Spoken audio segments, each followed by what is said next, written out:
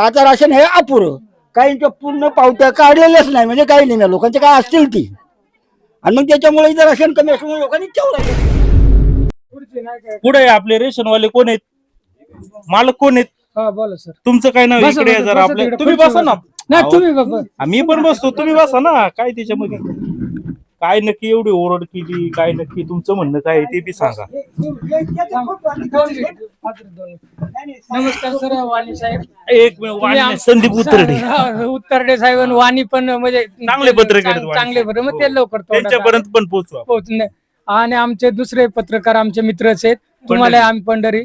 तर विषय असा आहे, सरकारने जे त्रिमासिक वाटप, तुमचं नाव सांगा आधी. धर्माचे महाडारी राशनचे लायसन्स धारक आहे, त्यांचं नाव काय? ऐका, मी तुम्हाला सांगतो. राशनचं लायसन धारक आहे ओम नमो शिवा महिला बचत गट, हे परवाने शासनाचा. ओम नमो शिवाय गटाने हे राशन चालतं. हे आम्ही आमचं गट करून हे जवळजवळ 13 वर्ष ते लायसन पाहत. तिथं 29 लायसन नंबर 14 2014 फेब्रुवारीचं लायसन आहे. तर आज तागात इथे आम्ही हे घर त्यांना भाडं नाही घेत, काय नाही. आम्ही आमचं कुटुंब आहे त्याच्यात, आम्ही चालवलं जाते. ओम नमः शिवाय महिला बचत गट. बर, कोण आहे अध्यक्ष? याचा अध्यक्ष माझी भाऊज आहे, आणि दुसरी एक भाऊज आहे सचिव आहे. माझी आई त्याचे खजिनदार आहेत, म्हणजे देवाणघेवाण करणारी, राशनला हे लागणारे. अशी पद आमच्यात तुमचे सदस्य 11 आहेत. 11 यांची बॉडी आम्ही त्याच्यात ऍड केली होती.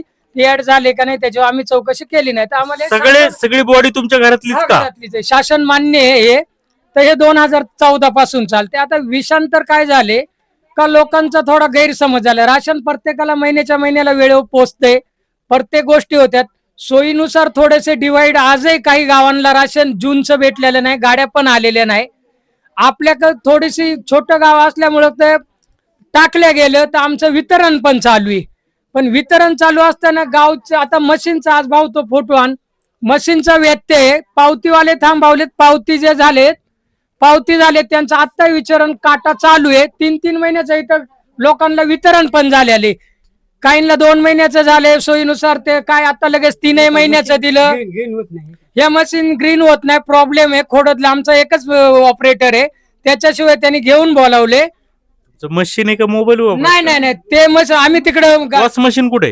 तेच आम्ही पाठवले गाडी घेऊन त्या खोडदवाल्या का पोच करायचं. खोडदवाला कोण आहे? खोडदवाला ऑपरेटर आहे, गायकवाड सर आहे. तुम्ही जे पुरवठा अधिकारी, पुरवठा निरीक्षक आहे, त्यांना कळवलं का? त्यांना ते आम्ही ग्रुप, माझा मोबाईल चोरी गेलाय, त्याच्यामुळे मी दुसरं कॉन्टॅक्ट घेऊन माझा परवाच्या रात्री मी मेसेज टाकला होता व्हॉट्सअपचा. तर मोबाईलच मी इथं झोपलो होतो, मोबाईल घेऊन गेले. तर गावातलेच घेऊन गेले, दुसरं काय कोणी घेऊन गेले नाही.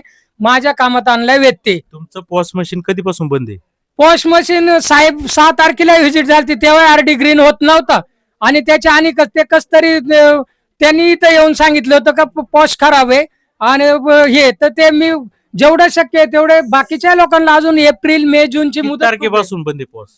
पॉस जवळजवळ 6 तारखेला साहेबांची व्हिजिट झाली. 6 तारीख साहेब आले होते, जंगले साहेब आले होते, कुलकर्णी साहेब आले होते. त्याच्यानंतर ऑपरेटर 2-3 जण आले होते. आणि त्यांनी ते एक तात्पुरती एक हे केली, त्यांनी चेक केलं, त्यांनी समजून सांगितलं का याच्या आत लोक येऊन द्यायची नाही, धर्म इथं टेबल टाकायचा आणि एक गिराईक काढायचं. तर मी कालला मीठ साखर घेऊन आले गोडवानातून कालचं. ठीक आहे, मग काय केलं ते? म्हणले तुम्हाला ऐका ना, पर्यायी मोबाईल मध्ये सॉफ्टवेअर असेल, ऍप्लिकेशन, त्यामध्ये चालू करायला सांगितलं असेल ना साहेबांनी? नाही पर्याय मोबाईल मध्ये, मोबाईलचा विषय नाहीये सर, पॉचचा विषय. मोबाईलचा विषय नाही, पॉचचा विषय. मोबाईल दाखवला म्हणून विचारलं. तो फोटो काढून ठेवलाय दाखवाय करता. फोटो का मशीनचा प्रॉब्लेम आहे, आम्ही आमच्या पुन्हा डिवोर्स ग्रुपला त्याचं प्रिंट पण पाठवलेली. तर विषय मी सकाळी वाटप करतोय 3 महिन्याचं, इथं बरेचसं वितरण झालं.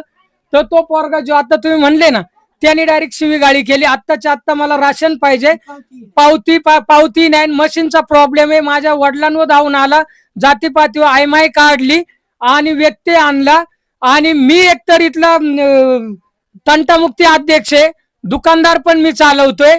आणि अशी काहीच्या काही एकी करून कुठंतरी दुकानदाराला बदनाम करण्याच्या माध्यमातून हे षडयंत्र. मागणी काय होती?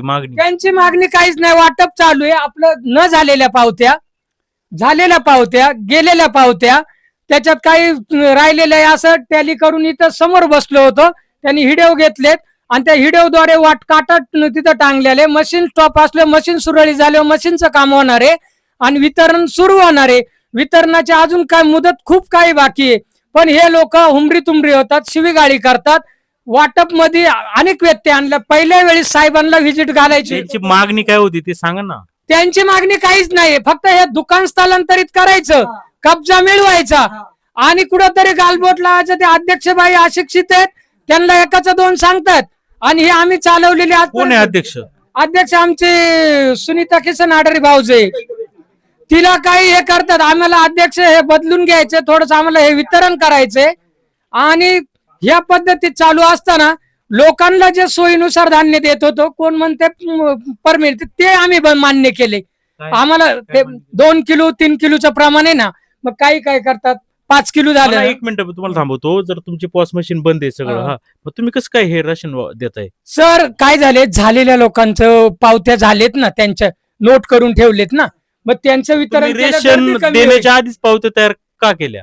आता ते केल्या तर हे लोक कामाधंद्याला ओटीपी द्वारे सिस्टम आहे ना, ओटीपी द्वारे करणं, हे समन्वय साधून गिराईक बोलून घेणं, हे रूल दिलेले आहेत ना सर. अहो, ज्यावेळी ऐका ना, ज्यावेळी गिराईक येतं तुमच्याकडं, रेशन घेतं, त्यावेळेस तुम्ही ते पॉस मशीनचा वापर करता ना. यांच्या अगोदर पावत्या का तयार केल्या? ऐकून घ्या ना सर तुम्ही पण. पॉस यंत्रणेत, ऑनलाईन यंत्रणेत अनेक रूल नियम स्टेप बाय स्टेप बदलतात. त्या स्टेप बाय आमच्या ग्रुपला जशी माहिती येते, ते माझा आता मोबाईल नाही, त्या ग्रुपला सगळी माहिती आहे. त्या ग्रुपला मी पुणे दिवसला टच आहे, त्याच्यामुळे ते माझा मोबाईल चोरीचा गेल्यामुळे इथं ती माहिती कोणाकडे नाहीये. तुम्ही यांचं आता किती महिन्याची नोंद केली? 3 महिन्याच्या रेशनची यांच्या पावत्यांवर नोंद केली? सगळ्यांच्या नाही ना सर, सगळ्यांच्या नाही. काही ठराविक झालेत ना, त्यांची नोंद झाले, काहींची देणं बाकी आहे, पावत्या काढणं बाकी आहे, त्यांचं वितरण करणं बाकी आहे. हे साहेब रेशन द्यायच्या, ऐका ना, त्यांचं हा तुम्ही बोलू नका ताई. त्यांचं काय म्हणणं आहे का, रेशन द्यायच्या आधीच पावत्या तुम्ही जनरेट करता, 3 महिन्याची तारीख टाकता, 3 महिन्याचं रेशन लिहिता आणि रेशन देता 2 महिन्याचं. ऐका ना साहेब, तुम्हाला सांगतो, आमच्या गावातील काही इथली वस्ती स्थलांतरित आहे. उदाहरणार्थ ते इथं नीता पानसरे, तिची सासू तेजेवाडीला, एक जवळचं उदाहरण सांगतो. ते ओटीपी पावती काढतो. असे बरेच समस्या 20-25 लोक, 25-30 लोक आमचे पुण्या मुंबई रोजंदारी आहेत, त्यांचं इथं टच आहे. ते ऑनलाईन केल्यानंतर ते सोयीनुसार पावत्या काढून घेतात. त्यांच्या बरोबर गावातले काही ऑनलाईन करतात, मागं पुढे रेशनला येतात. सोयीनुसार मी मशीनला बसलो का, इथे काही लोक आहेत आता माझ्या विरोधात बोलतील. हो ऐका ना, तुमचं बी 3 महिन्याचं केलं होतं का? 3-3 महिन्याचा काय, 4-4, 5-5 महिने. तुमचं काय झालं? तुमचं सांगा. पावती नाही करीत तो. का पावती देत नाही ना? नाही ते अजून आलेच नाही ना, असं माझं बोलणंच नाही झालं. ते काही आरोप करतायत. पावत्या देत का नाही त्यांना? पावत्या देतो पण ते आलेच नाही ना. ह्याच महिन्याचा विषय आहे सर. 3 दिवस येत होतो आम्ही पावतीला 3 दिवस येत होता. माझा भाऊ इथं, त्यांनी पावती काढली नाही, त्याला वरून याच्या बापांनी आणि शिवीगाळी केली, आज मारलं, एवढ्या लोकांसमोर मारले. त्यांचं म्हणणे पावती पण देत नाही तुम्ही. अहो सर, पावती काढलीच नाही तर द्यायची कशी? पावतीचा नंबरच आला नाही तर का द्यायची कशी काय? पॉस मशीन तुम्ही बुकिंग कसं करता? पॉस मशीन व्यत्यय आला ना सर. 4-5 दिवस, 6 तारीख मिटिंग आल्या, 6 तारखेची पूर्वी कधी पावती दिल्या होत्या का तुम्ही लोकांना? पावती दिली होत्या, थंब होतं. पावतीची मागणी आजपर्यंत कोणी केली नाही. चेंजेस येत होते.